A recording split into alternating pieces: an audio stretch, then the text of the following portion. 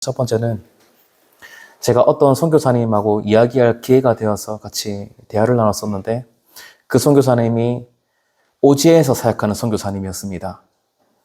그래서 거기서 선교 사역을 막 하시는데 그 오지에 있는 그 추장이 기적을 일으키는데 공중에서 가만 앉아 있는데 몇 미터가 앉아서 떠오르는 그런 기적을 그 선교사님이 봤답니다. 그래서 저는 정말 너무 거짓말 같은 이야기라 가지고 정말 믿거나 말거나 하는 이야기이긴 한데 그거를 선교사님이 보고 저 예수님 안 믿는 사람이 일종의 귀신의 역사로 그렇게 공중에서 떠오르지 않았겠습니까? 그래서 그 선교사님이 그거를 보고 나는 이 선교지에서 도대체 어떻게 해야 될까 해서 기도를 더 많이 하고 성령 충만을 더 많이 구했다라고 하는 그런 이야기를 들었습니다. 또 한 가지 이야기는 사역을 하다가 보면은 진짜 귀신에 들렸다고 하는 사람이 이제 있는 것을 제가 들었습니다. 그래서 목사님이 다른 사역지에서 이야기입니다. 담임 목사님이 교육자한테 가가지고 기도해가지고 귀신 쫓아내라고 이렇게. 그래서 귀신을 쫓아내면 앞으로 목회가 이제 탄탄대로로 풀릴 거라고. 대신에 머리에 손 얹고 기도할 때는 반드시 눈을 뜨고 기도해라. 귀신 들린 사람 무슨 짓을 할지 모른다. 눈 감고 기도하다가 막 이렇게 찌르고 하면 큰일 나니까 무조건 눈을 뜨고 기도해라.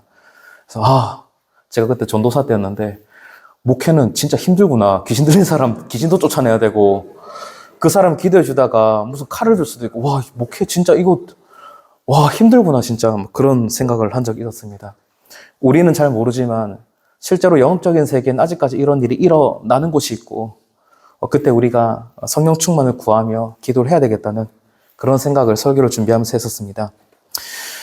오늘은 예수님께서 본격적으로 귀신을 쫓아내시고 또 병 고치는 사역을 하는 이런 장면이 나오는데 이 본문이 우리에게 어떤 교훈을 주는지 함께 그 은혜를 나누고자 합니다.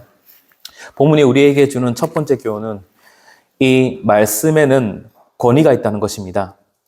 예수님께서 갈릴리 지역에 가버나움이라는 동네로 오십니다. 거기서 안식일에 말씀을 가르치십니다. 아마 지난주에 봤던 것처럼 이 본문에서 회당에서 설교하시듯 지난주에 봤던 본문에서 회당에서 설교하시듯 가르치신 것으로 보입니다.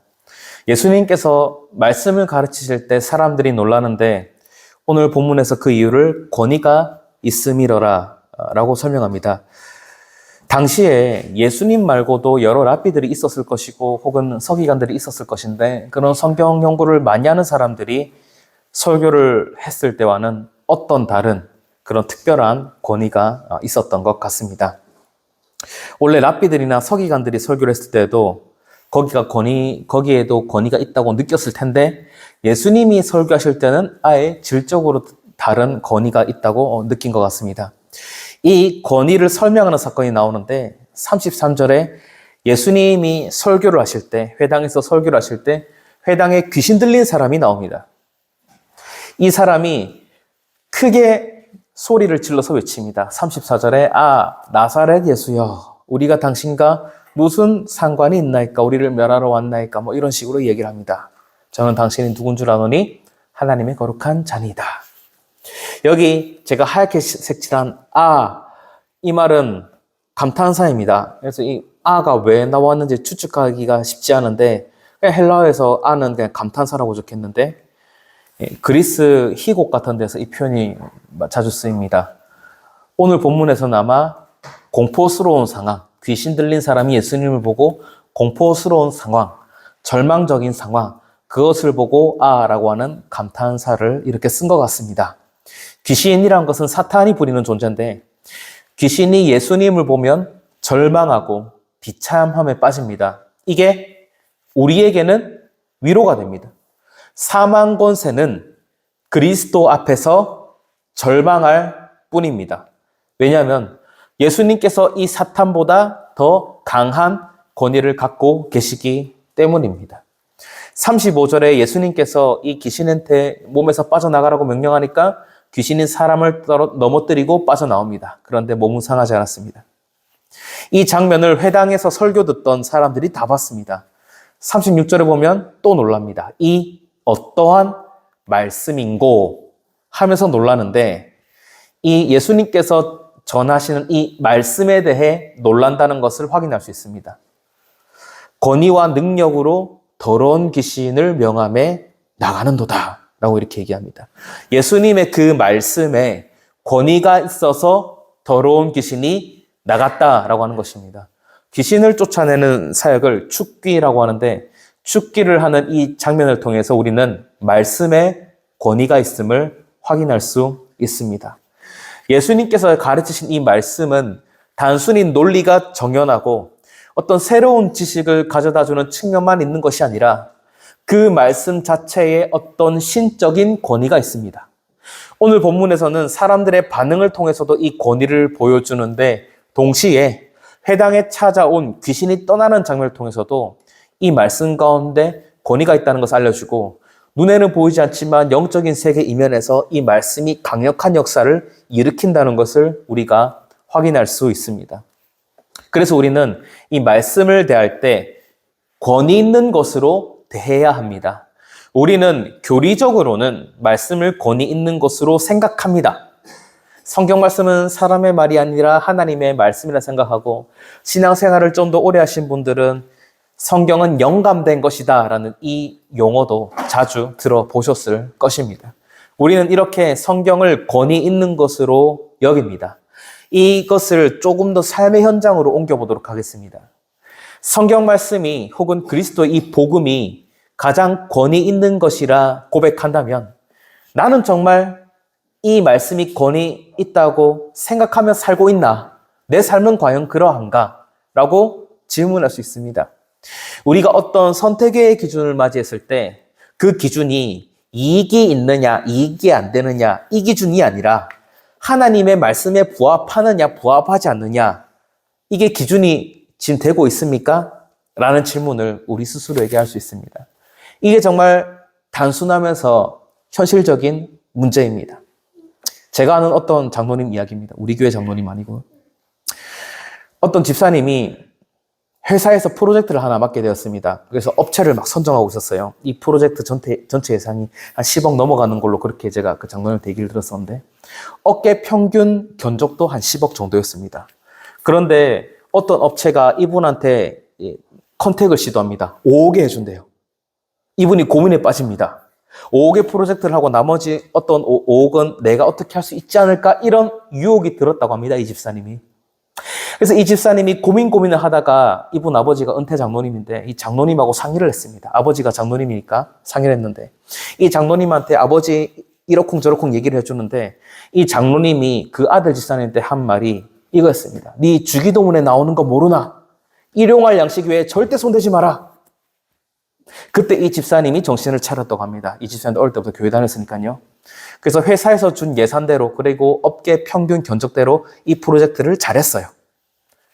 그런데 나중에 사장님이 따로 불러서 식사를 하자고 했답니다. 이 사장님이 임원들하고도 개인적으로 식사를 안 하는 분이래요. 이야기를 다 들어보니까 이 사장님은 이런 시험을 하시는 분이라고 합니다. 프로젝트 하나 맡기고 업자명한테 부탁해서 5억으로 컨택해봐라, 이런 식으로 시험을 한대요.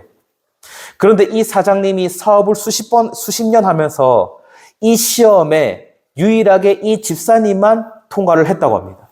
내가 사업 수십 년 하면서 네 하나 건졌다, 이렇게 얘기했다고 합니다. 그 이후에 이 집사님이 막 고속 승진을 하는데, 사장님이 회사 규정을 바꿔가면서 승진을 시켰다고 합니다. 회사에 이 집사님 말고 믿을 사람이 없답니다. 이 장로님이 이 아들 집사님한테 이야기한 게 단 하나였습니다. 복잡한 거 아니었습니다. 말씀에 나오는 거 모르나? 이거였습니다. 굉장히 어려운 논리나 고차원적인 이야기가 아닙니다. 말씀에 나오는 거 모르나? 이거 하나였습니다. 우리가 말씀을 지키려고 하면은 손해를 당하는 상황을 수도 없이 맞이합니다. 혹은 이것만 하면은 수많은 이익이 떨어져서 내 운명이 완전 변할 것 같은데 라는 순간을 맞이하게 됩니다. 제가 한 이야기와는 달리 손해보는 걸로 끝날 수도 있습니다. 하지만 분명한 건 우리가 하나님의 말씀을 권위 있는 것으로 믿고 지킬 때 이 세상 사람들이 우리를 참된 그리스도인으로 보게 된다는 것입니다. 말씀에 권위가 있다는 것을 우리가 믿는다면 이 권위대로 믿는 저와 여러분들이 되시기 바랍니다. 그 다음으로 본문이 우리에게 주는 두 번째 교훈은, 말씀은 세상 권세를 꾸짖는다는 것입니다. 말씀이 사망 권세를 꾸짖는 것은 말씀의 권위가 더 위에 있기 때문입니다. 더 높은 권위를 가진 사람이 더 낮은 권위를 가진 사람을 꾸짖는 것이죠. 그래서 말씀은 사탄의 권세를 명령해서 나가라고 하고 꾸짖을 수 있고 정죄할 수 있습니다. 세상의 것들은 이 사망 권세, 사탄의 권세 이런 것들을 꾸짖지 못합니다. 오히려 세상의 것들은 사탄 아래 종속되어서 이용당하고 고통당하기만 할 뿐입니다. 하지만 말씀은 결코 그렇지 않습니다. 사망 권세를 꾸짖습니다.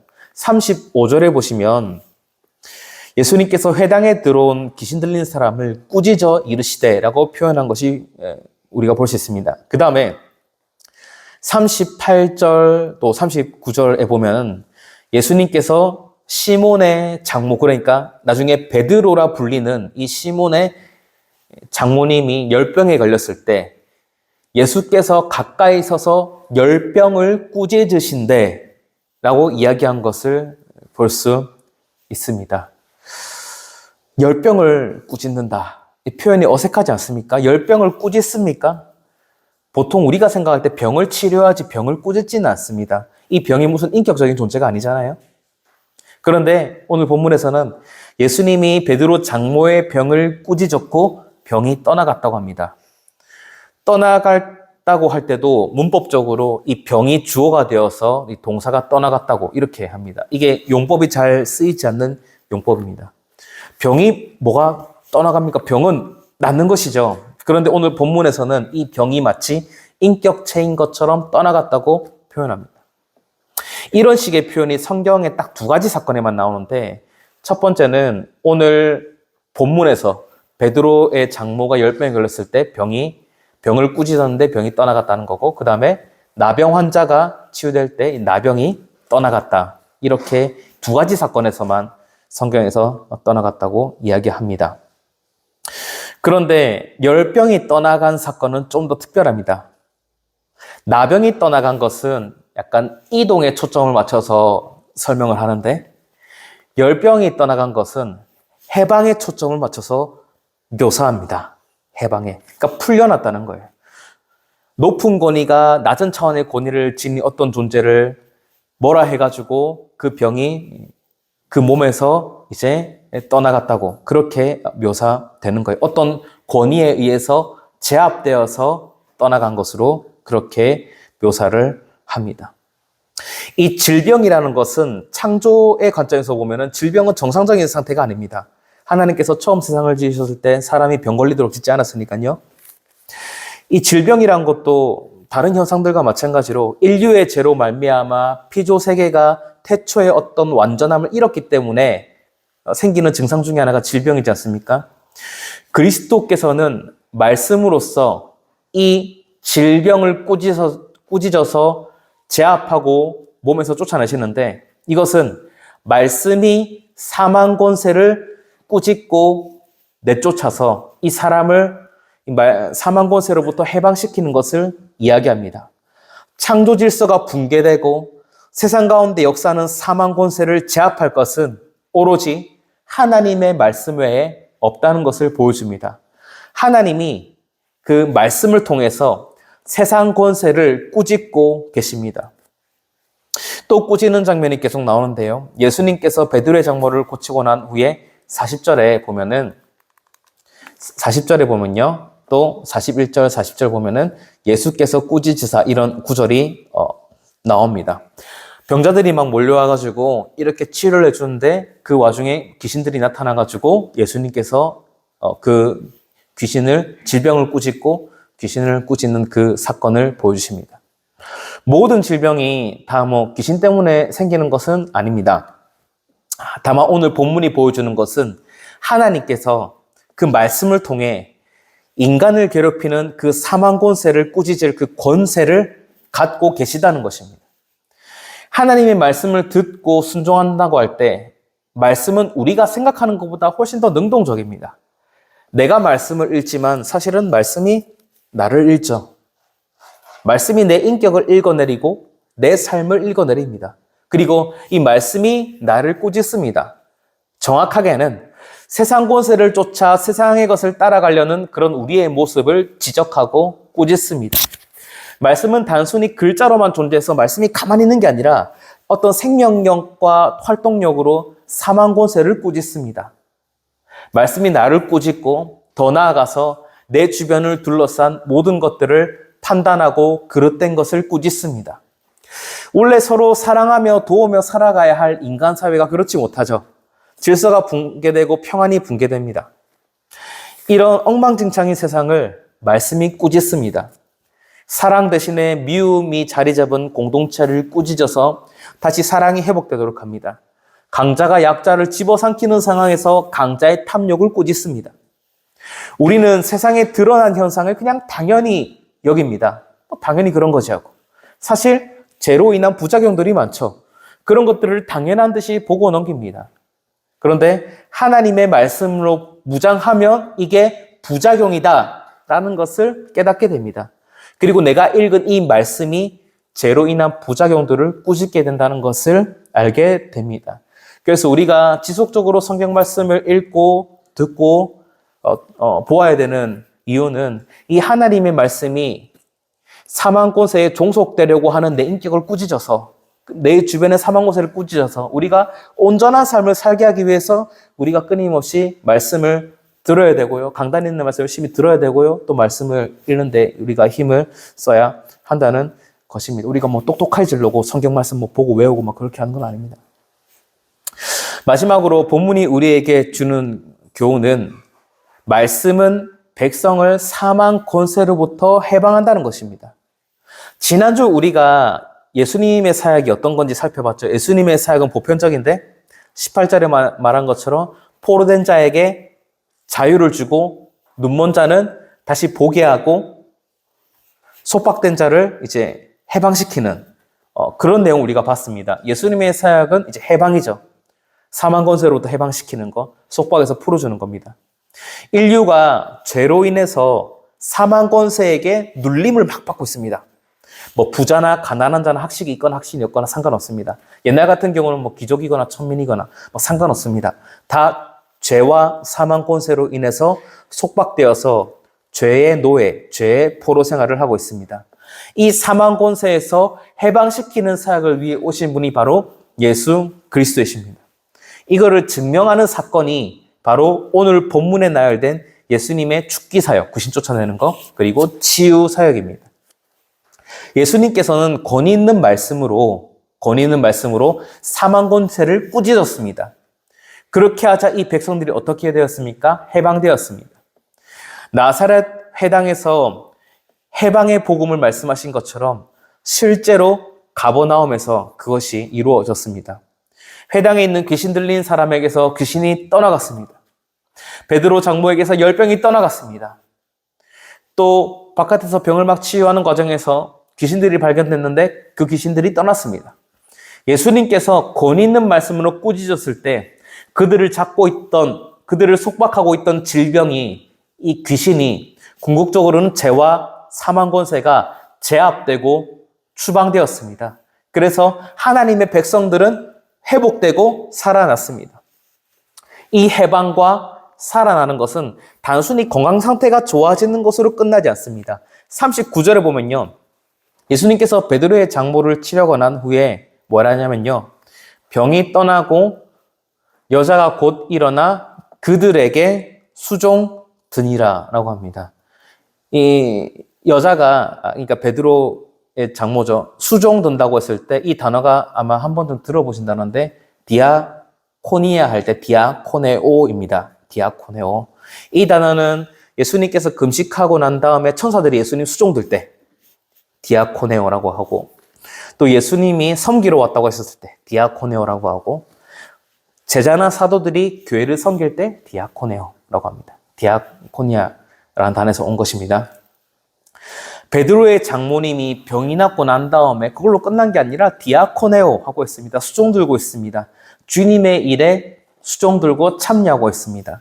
하나님의 백성은 죄와 사망의 권세에서 벗어났을 때 나 건강해졌어. 나 행복해 하고 끝나는 것이 아니라 주의 나라와 교회를 위해서 수종드는, 또 헌신하는 그런 사명자가 됩니다. 본문을 유심히 보시면 이 여인이 그냥 자신의 병을 고쳐준 예수님께 감사해서 예수님 병 고쳐주셔서 감사합니다. 대접하겠습니다. 이게 아니라 보시면 그들에게 수종드니라. 제가 줄 거놨죠. 그들에게 수종드니라 라고 한 것을 볼 수 있습니다. 복음서 4종류 다 대조해 봤을 때 이때쯤엔 아마 제자가 4명 정도 모였을 겁니다. 예수님과 동행하고 있었을 겁니다.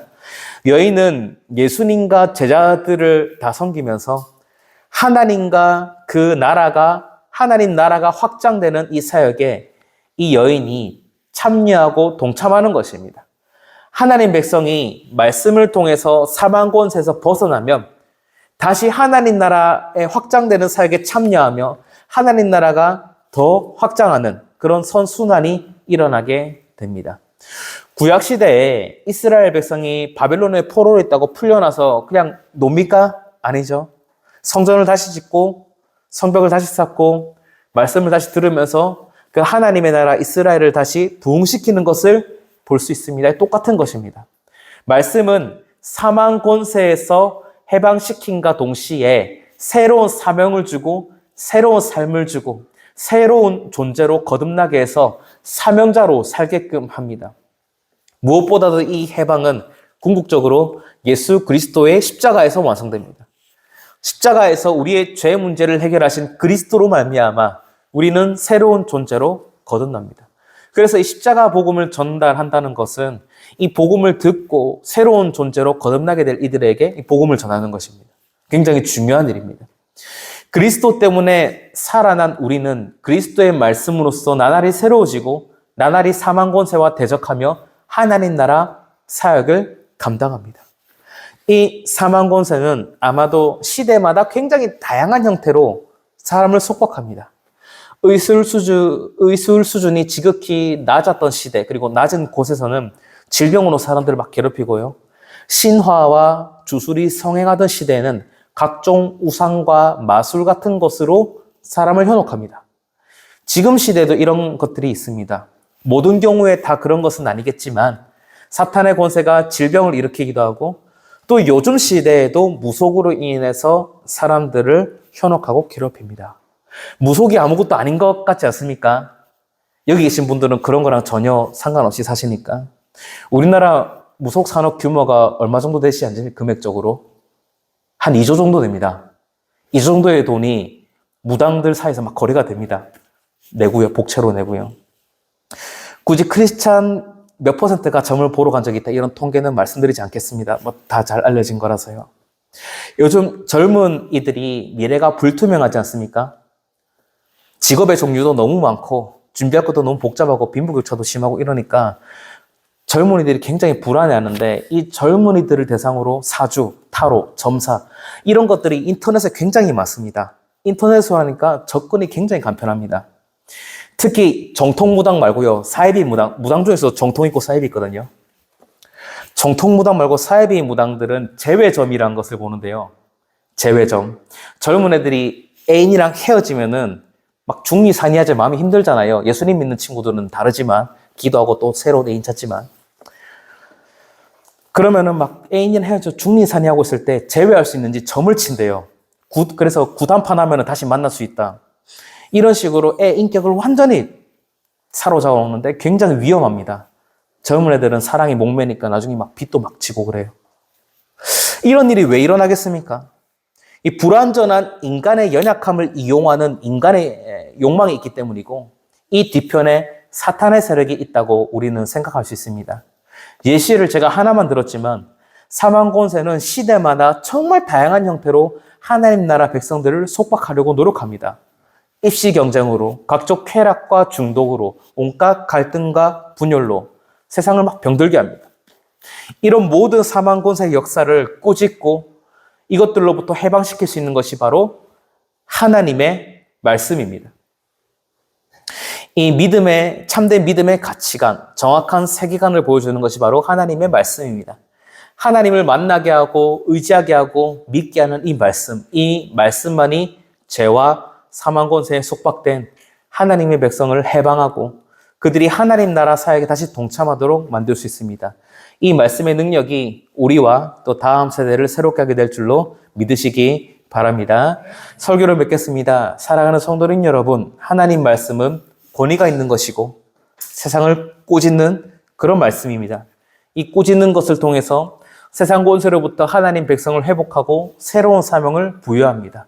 이 말씀의 능력을 믿고 또 잘 사용하셔서 하나님 나라 확장 사역에 참여하는 저와 여러분들 되시기를 주님의 이름으로 축복합니다. 함께 찬송하겠습니다. 찬송가 200장입니다.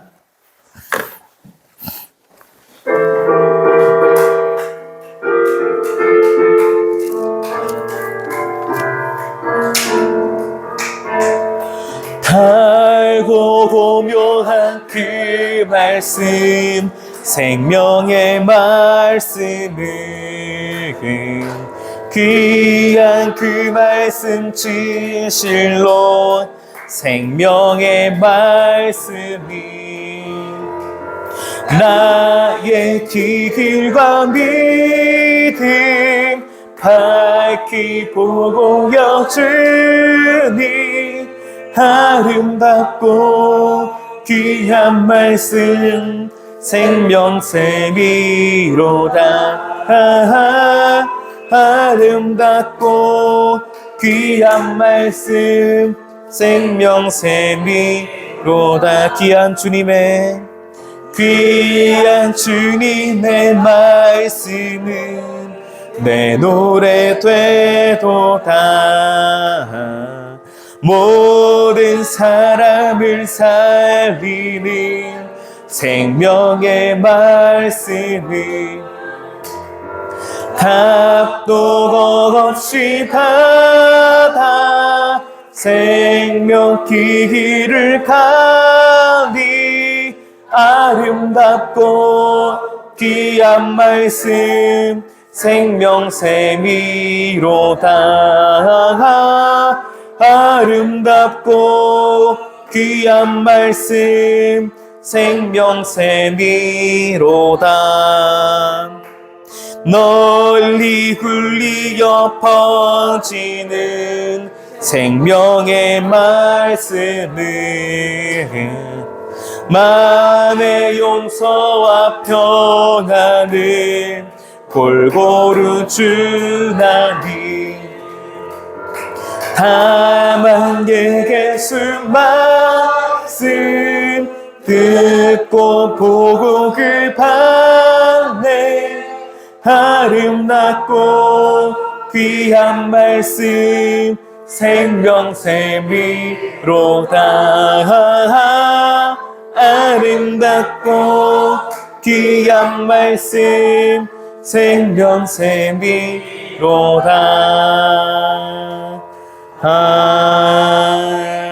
아멘. 이 시간 함께 기도하도록 하겠습니다. 교회를 위해서, 나라를 위해서, 그리고 선교하는 선교사님을 위해서 기도해 주시고 오늘 말씀 들었던 것을 통하여서도 기도해 주시기 바랍니다. 이 시간 기도할 때 주님 세 번 부르며 합심하여 통성으로 기도하도록 하겠습니다. 주여! 주여! 주여! 하나님 아버지, 이 지역 위에 세우신 소동산교회, 우리 교회를 위하여 기도합니다. 주님의 몸된 교회를 이 지역 위에 세우셨으니 주님께서 성령 충만을 다해 주셨고 힘을 다해 주시어서 이때까지 많은 영혼을 구원하는 일을 우리 교회가 잘 감당했는데 앞으로도 이 일을 더욱더 잘 감당할 수 있도록 하여 주시옵소서. 우리 교회 모든 성도님들이 성령 충만함으로써, 말씀 충만함으로써 삶의 현장에서 살아갈 때에 그것 가운데서 하나님의 나라가 펼쳐지는 놀라운 역사 일어날 수 있도록 하여 주시옵소서. 우리 교회가 새로운 시대에 발맞춰 준비하고 있습니다. 이 지역에 새로운 건물들이 세워지고 많은 사람들이 유입될 텐데 우리가 잘 준비하여서 기도로서 잘 준비하고 또 여러 가지 행정적인 절차를 잘 준비하여서 이 지역에 새로운 사람들이 많이 유입될 때 그들을 잘 섬기고 그들을 구원의 방주로 잘 인도할 수 있는 우리 교회가 될 수 있도록 붙들어 주시옵소서. 목회하시는 담임 목사님 성령과 지혜를 더욱더 충만하게 하시사 담임 목사님의 설교를 통하여서 목회를 이들을 통하여서 많은 이들이 주님께로 돌아올 수 있도록 능력을 다하여 주시옵소서. 나라를 위해서 기도합니다. 주님께서 세우신 이 나라임을 우리가 믿습니다. 우리나라가 더욱더 번영하고 부강하여서 더 좋은 일을 많이 하는 나라가 될 수 있도록 하여 주시옵고, 동북아 질서의 중심이 되는 나라가 되게 하여 주시옵고, 세계 문화를 선도하는 그런 나라가 될 수 있도록 하여 주시옵소서. 우리나라의 산재한 여러 가지 갈등 문제, 세대 간의 갈등, 빈부격차의 갈등, 여러 가지 분열과 아픔의 문제들 주님께서 개입하여 주시옵고, 위정자들에게 지혜를 더하여 주시어서 그런 모든 갈등들이, 아픈 부분들이 자르게 되어서 더욱더 번영하고 잘된 나라가 되게 하여 주시옵고, 선교 강대국이 될 수 있도록 하여 주시옵고, 예수님 믿고 신앙생활하기 좋은 나라가 될 수 있도록 주님께서 우리나라를 붙들어 주시옵소서. 주님, 선교사님들 위하여서 기도합니다. 뜨인도 선교의 선교사님들 주님께서 필요한 것들을 붙여 주시옵소서. 재정을 다하여 주시옵소서. 사람을 다하여 주시옵소서. 필요한 것들을 다하여 주시사 교회가 또 새로운 교회를 낳고 현지인 사역자들이 많이 양성되고 정착되는 놀라운 역사가 일어날 수 있도록 하여 주시옵소서. 지금도 해외에 주님 가기 힘든 곳, 복음이 도달하기 어려운 그곳에서 선교사님들이 분투하고 계십니다. 주님께서 그 선교사님들에게 힘을 다해 주시옵고 능력을 다해 주셔서 교회를 세우고 하나님의 백성을 모으는 일에 주님 더욱더 진력하실 수 있는 그런 선교사님들 될 수 있도록 주님께서 붙들어 주시옵소서. 하늘에 계신 하나님 아버지, 우리가 하나님 그 말씀의 권위를 믿고 그 말씀을 통해서 우리의 삶을 개혁해 나가며 그 말씀을 통하여서 우리의 삶이 새로워져서 하나님 나라 사역에 잘 동참할 수 있게 해주시옵고, 우리 삶의 현장 가운데, 직장 가운데, 학업 가운데, 또 우리 삶의 현장의 여러 영역 가운데 우리가 하나님 나라를 선포할 수 있는 귀한 하나님 나라 일꾼으로 설 수 있도록 하여 주시옵소서. 이 모든 말씀 우리 주 예수 그리스도의 이름으로 기도드리옵나이다. 아멘. 축도하겠습니다. 주 예수 그리스도의 은혜와 하나님의 사랑과 성령의 교통하심이 여기 있는 소동산 가족들 위에 함께 계실지어다. 아멘.